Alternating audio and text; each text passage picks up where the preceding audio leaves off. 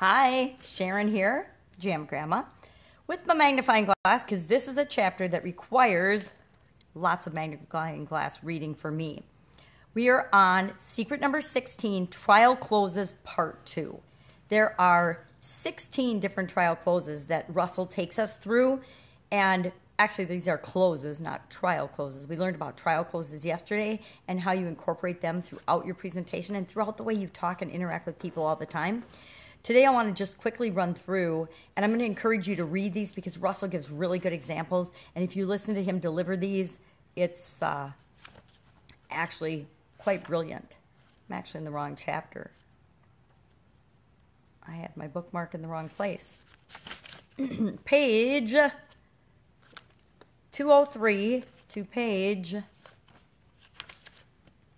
211 has the 16 different trial closes on. I'm going to call them trial closes because that's the name of the chapter. 16 different closes on it. I'm just going to describe what they are. I'm going to actually read them because I know them. I've practiced a lot of them, but I don't use all of them. Again, you're never going to use all 16 in one presentation unless it's a long presentation and you can just work them in naturally. There's going to be a handful of them that you can relate to and that you like and that fit with your personality and your attractive character and your style of presenting and the group that you're talking to better than others. Some fit in, like there's some I just can't make myself do because they don't fit with my style or the group that I'm talking to and presenting to. But there's other ones that I'll work with clients on, and they're a perfect fit for them. Some of the ones I can't relate to at all are a perfect fit for their industry and their business, and they can very comfortably deliver them. But we want to all be exposed to them so that they're in our toolbox and we know that they're available to us when and if we need them. So I'm going to encourage you, like we've been scripting, to script out each of these closes for you, for your particular area of expertise and for your business. I'm going to give a plug for funnel scripts here, part of the Perfect Webinar script, and that is a downloadable program that comes with your funnel scripts membership.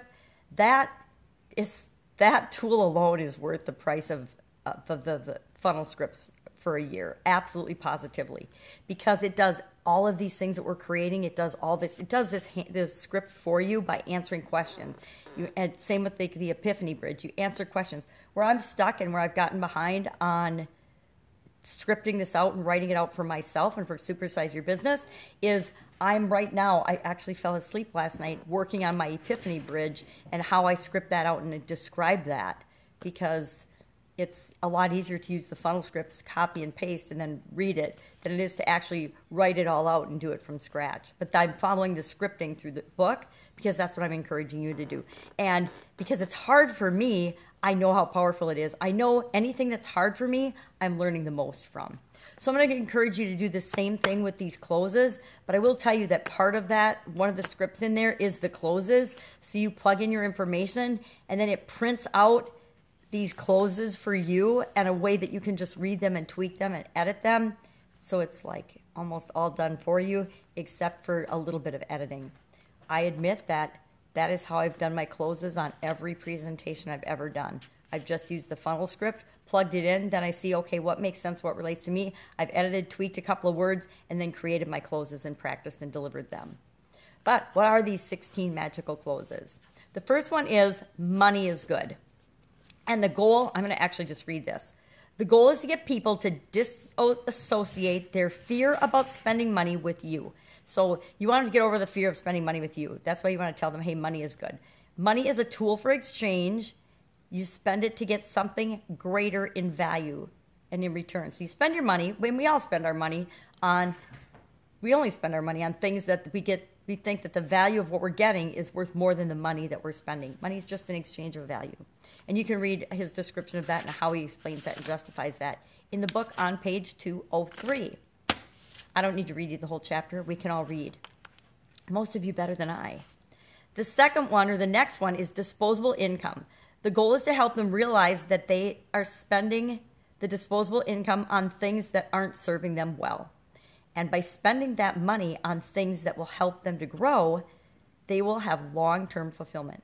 When you use this disposable income close, they get that they do have the money to invest. So you're trying to encourage them and let them know, hey, you got disposable income. You just don't think you do. We all get to choose and decide how we're going to allocate our money.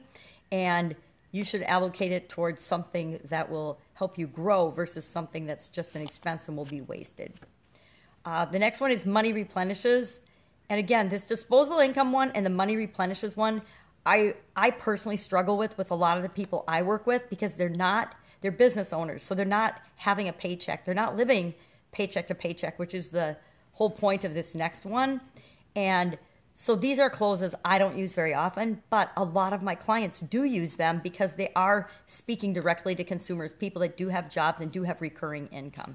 So the money replenishes one is basically the goal for this close is to help people realize that, well, each month money comes back, time does not, and that if they're not careful, they'll run out of time.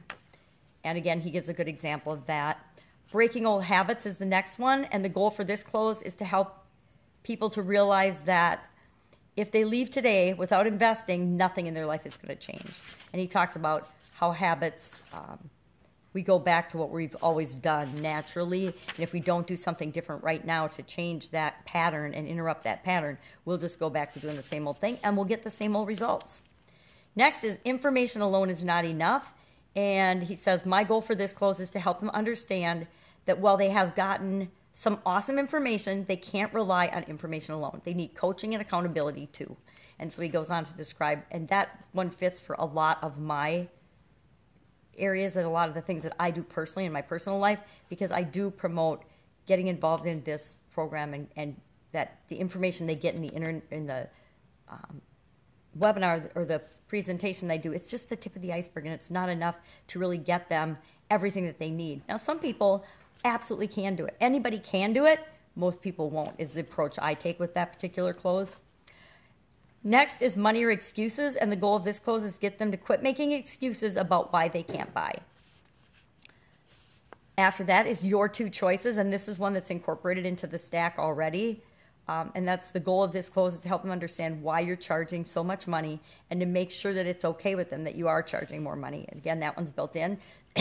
The next one is built in as well. Their two choices one, the goal for this close is to help them realize they are crazy if they don't invest with you today. And that one is also built into the webinar that we're doing. The handhold. This close is where you actually walk them through the sign-up process. I don't do that very often. I'm trying to think if I do that ever. I haven't done that one yet. I've never done that. I like to think that the people that I'm dealing with, they're business owners, and they're smart enough to figure out how to place their order. But in a lot of, to end consumer or first-time people, that is really important to hold them by the hand and walk them through. Now, I do that in my training programs. I walk them through how to do each thing, but I don't do it in the actual process of buying. Maybe I should do that because it would be an example of how I actually coach and train. Next one is say goodbye. In this close, I want to show them all the pain that will instantly disappear after they invest. So he goes on to explain to them how they're going to have less stress and less worry and whatever after they go through the course. Now and later is another close. In this close, I want to paint a picture of their life now compared to what it could be if they invest. Russell does a really good job of this. He calls it future pacing, and he does this actually throughout his presentation by talking to people where they are and then bringing them in the future-paced mode to where they can be after they take this course. Only excuses. This close, the goal is to call out any excuses that they might be, anything that might be keeping them back and diffuse them. So we actually address how the excuse that they might be having is addressed in the course. And we say, okay, in section number 1 or in module number 1 or whatever you call it, chapter number 1, this is where I deal with this excuse. And you don't call it an excuse. This is where I deal with this concern or doubt or obstacle or worry or fear. But you don't call that out. You just say, you describe what it is that they're feeling.